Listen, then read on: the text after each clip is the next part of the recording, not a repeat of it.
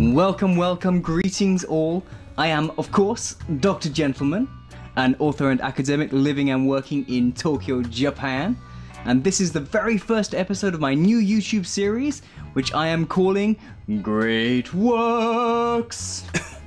So the idea is to combine the sort of hyperactive, highly edited, fast-cutting style that's familiar from many YouTube channels, but instead of talking about, memes and video games and pop music, I want to talk about the great achievements of mankind. Now, my particular field of expertise is literature, so that's what I'm going to be starting out with. But in future, I totally want to talk about art and architecture and music and pop culture as well, because I love all of that stuff. So why should you listen to me? That's a fair question. I don't think I would trust this face either. Well, like I said before, I am an academic. I actually have a PhD in English literature. I'm not like one of these fake doctors. I also did my undergrad and my master's at the University of Cambridge, darling. And yeah, I've actually published 2 novels, 2 children's books in the United States. Plus, this is what I do. My day job is teaching kids who want to go to top universities about reading and writing, and that kind of ties in with something that's kind of more fundamental. I want to do this because I genuinely love this stuff. I really think this stuff is beautiful. Beautiful. And I at least want to try and show you guys why I love them and what I think is interesting about them. Alright, well, given that we're going to be focusing on English literature because that's what I know best, where better to start than Shakespeare? While there are definitely some beefier, heavier, better written plays in his oeuvre, I'm going to start with one of his most well-known and popular plays. The classic love story of children who kill themselves and others.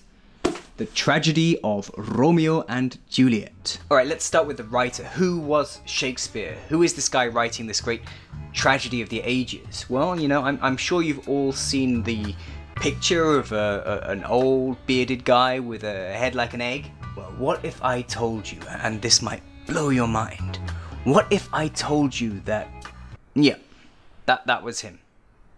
Yeah, the guy in the picture, that was almost certainly Shakespeare. But I can already hear the furious keyboards of several of the 4 people watching this. Actually, that's not Shakespeare. Shakespeare never existed. Shakespeare was actually a Francis Bacon or the Earl of Oxford.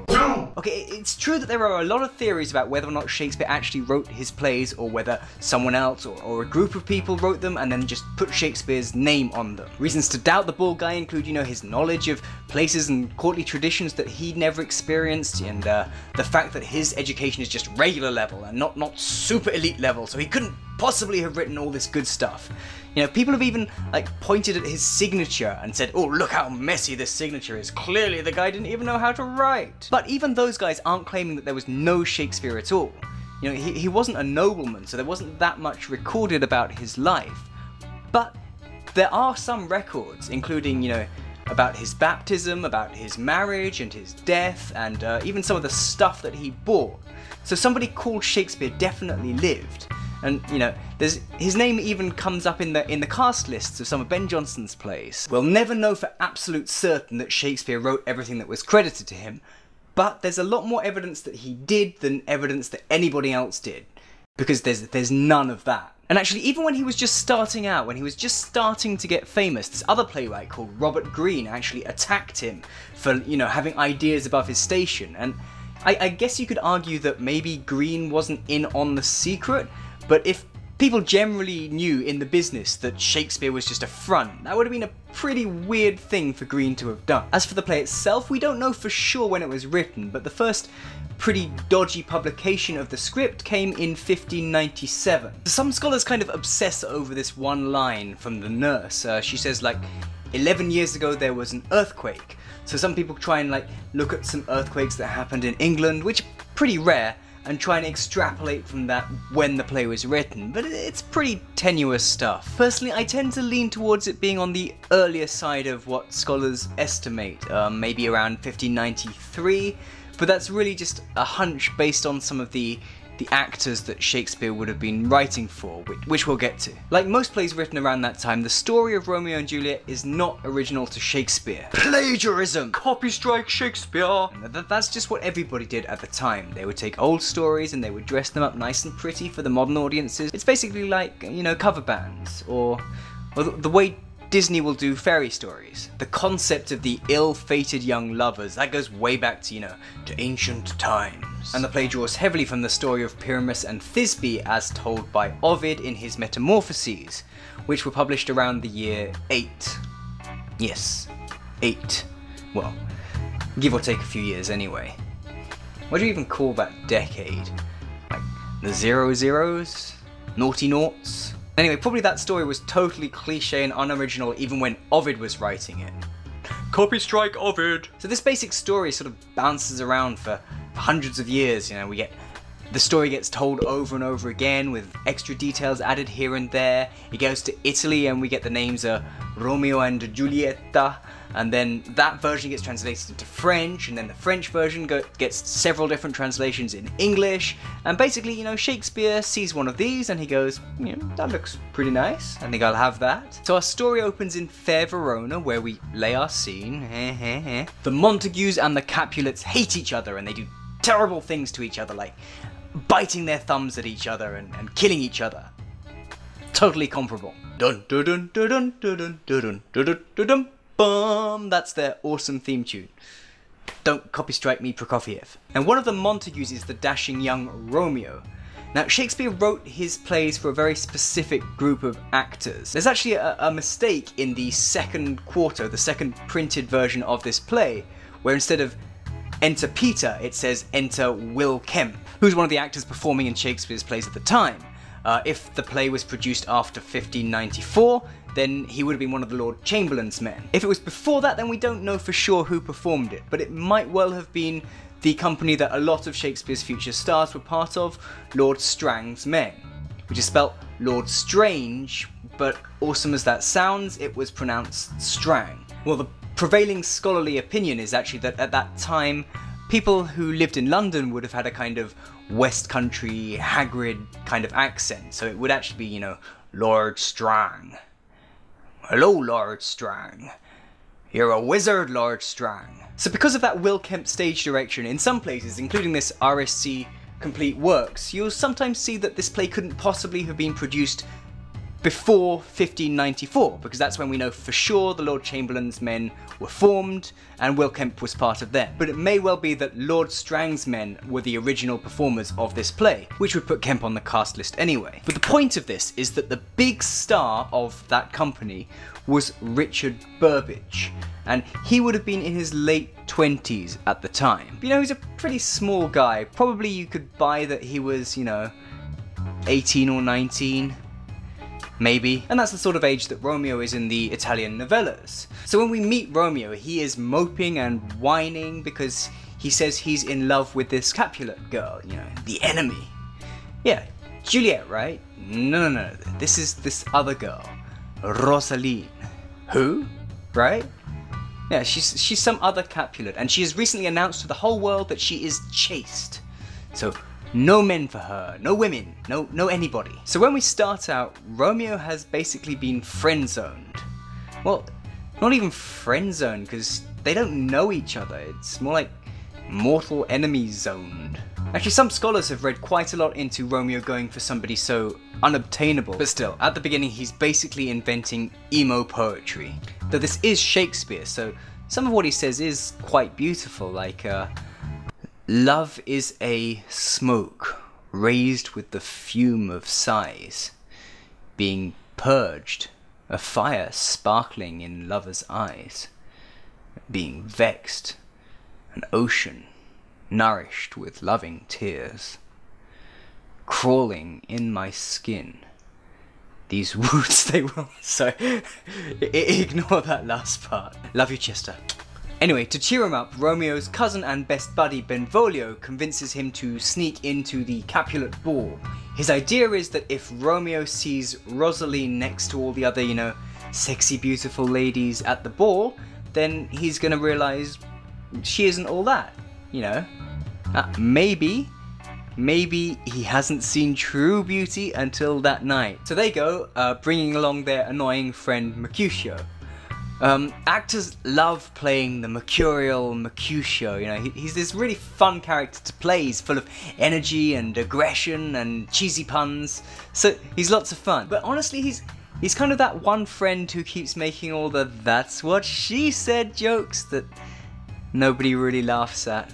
Let's talk about you raising your spirit in your mistress's circle, eh? And you know, he has this famous Queen Mab speech, and yeah, it's kind of beautiful, but it's really random. So basically, Romeo says, "I had a dream last night," and Mercutio's all like, "Yeah, I had one too, me, listen to my one, me. And then he tells this really long, rambling story about a fairy who gives people naughty dreams. You know, I always laugh at Romeo's response, which is basically, "Shut up, Mercutio." Full disclosure, I don't really like Mercutio's character all that much, but it's really testament to how good some actors are, like Harold Perrineau in the Baz Luhrmann version, when they can really make that character shine. So as you probably know, Benvolio's plan goes pretty well, because Romeo forgets all about Rosaline when he sets eyes on another girl, the Fair Juliet.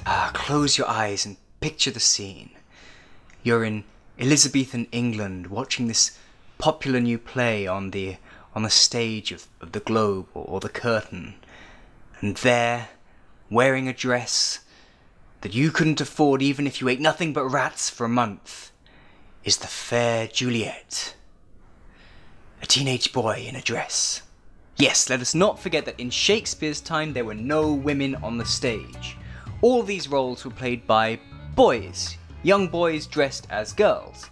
And you know, there was absolutely nothing wrong with that. Most likely the audiences could actually suspend their disbelief and believe they were looking at females, at least for the younger characters. So this custom was widely accepted and considered believable. That's super progressive! Actually, no. This doesn't deserve the progressive bell. This was all done because men at the time felt that women needed protecting from going on the stage, you know. It wasn't the done thing for their virtue.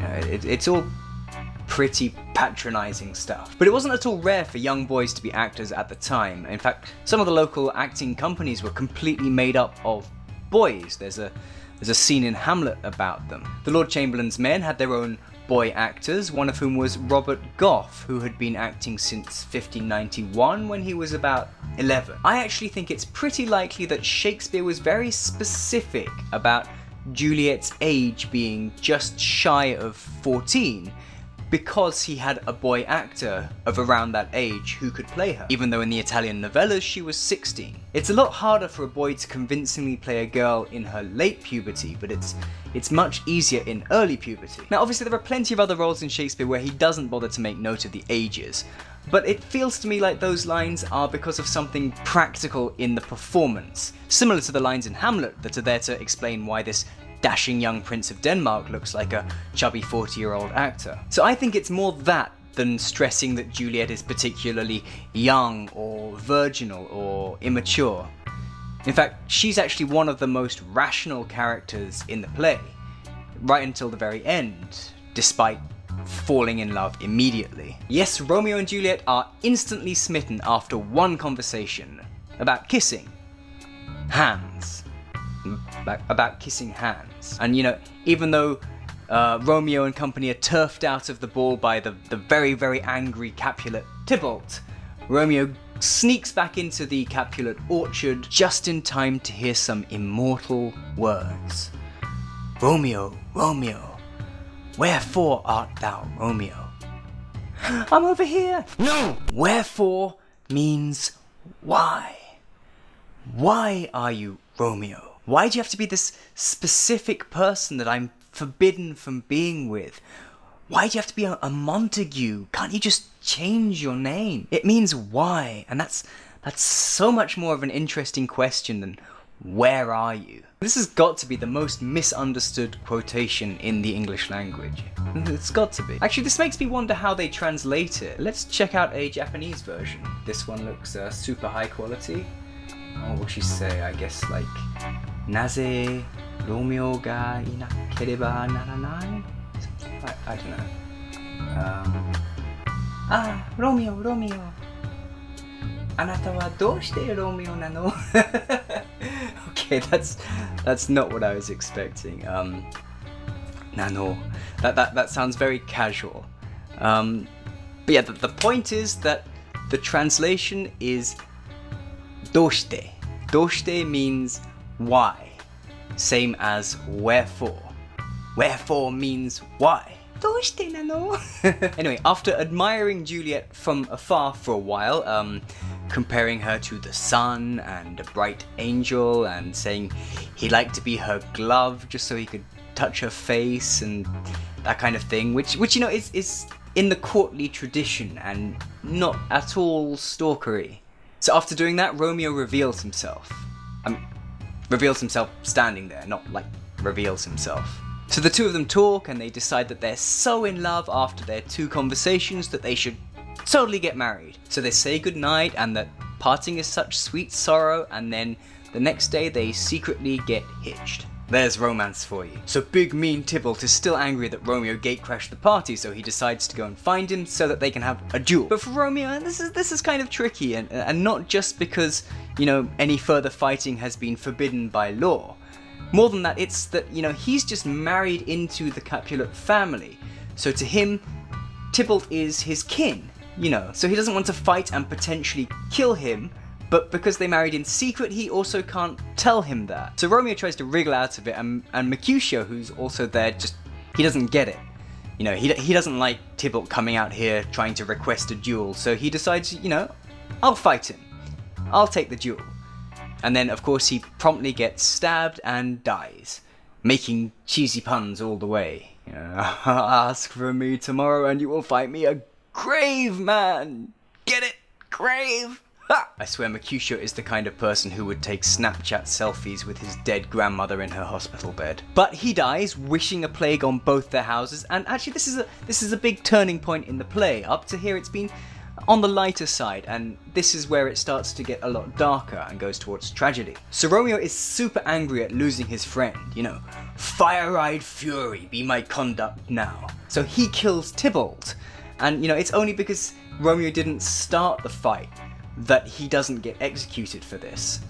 Instead he gets banished. The Prince of Verona is there to say, get out of my city, and Romeo does, but after a quick cheeky visit to Juliet's room, you know. So with her new husband banished and her parents piling on the pressure for her to marry somebody else, Juliet goes to ask the advice of the holy man who married her in secret to Romeo, whose name is Friar Lawrence, who is just the king of terrible half-baked ideas. He gives Juliet a potion that will put her into a death-like coma for a while. Nobody can tell she's actually sleeping. You know, no warmth, no breath shall testify thou livest. It's a little far-fetched maybe, a little hard to believe, but in his defense, Shakespeare did not come up with this idea. This comes from the older stories. And Juliet takes the potion. So Friar Lawrence sends a message to Romeo to tell him what's up, but of course he doesn't get the message. He hears that she's dead, he buys some poison for himself, and then he goes to Juliet's crypt, and he kills the guy who's there mourning her. This is the guy that Juliet's parents wanted her to marry. His name is Paris, and I probably should have mentioned him earlier. So to be fair to Romeo, he is once again attacked first. Paris attacks first, so killing him is self-defense. But just having killed another person and in front of, you know, the corpse of his true love, or so he thinks, Romeo drinks his poison and thus, with a kiss, he dies. Unlike the nice Baz Luhrmann version, Juliet doesn't wake up in time to see this. She just wakes up a few minutes later and sees her dead husband right there. So, you know, she takes his dagger and she kills herself too. Therapy would probably have been a better idea, but not such a dramatic ending. So, what do we learn from this story? Well, get a better messaging service, that's a pretty big one. Duels to the death ruin everything. Maybe getting married the day after you meet somebody isn't the best idea. And of course, young love leads people to do some really stupid things. But I think everybody can understand being led to that point by really extreme emotions. Juliet actually has a lot of agency here. She defies her parents' wishes, she follows her heart and does what she desires, and if only the message had got to where it was supposed to go, then she and Friar Lawrence would have been the ones to sort out this whole mess and arrange the happily ever after. On the other hand, Romeo kills 2 men, gets himself exiled from his city, which could potentially cause the fall of his great house, and basically he causes the whole fabric of society to be torn apart. Now, arguably it's all Tybalt's fault. I mean, who tries to kill somebody for crashing a party, even with Mercutio escalating things? Or you could even say it's Benvolio's fault for having the very idea of crashing this party that they knew they shouldn't go to. But really, it's just a spiral of events that gets completely out of control. Somehow, for me, this play just works. I realise we're watching the love story of a 13-year-old and a maybe 20-year-old guy who meet and then get married one day later after 2 conversations and then die 3 days later. And I do realise that compared with Hamlet, Othello, Macbeth, King Lear, there's not that much psychological depth or inner torment to Romeo. He doesn't fit the mold of romantic hero or tragic hero that well. But the romance is there. And I do think that all of us in some way want to have what Romeo and Juliet have. Not all the death and suffering, but just something simple and pure and vastly more important than anything else in their lives. Something that burns too brightly to be endured. Like fire and powder which, as they kiss, consume. And even though I think that Shakespeare wrote better characters, better tragedies, even better love stories, it's this depiction of a desperate, all-consuming love that makes this one so powerful. And that is why I think the play did so well, and why it's had such resonance in all of the years since it was written. That's why I think this really deserves to be called a great work. Okay, that's all for my first video. Thank you so much for staying this long if you have, and I hope that gave you a new perspective on a familiar story. Maybe you even had a little fun too. I've left my email address in the description. Please feel free to send me some questions. Maybe I can do a Q&A next video about literature or about me or anything you like. And go ahead and do all the usual YouTube stuff. You know what I mean. That's all for today. I have been Dr. Gentleman, and please join me again for another great work.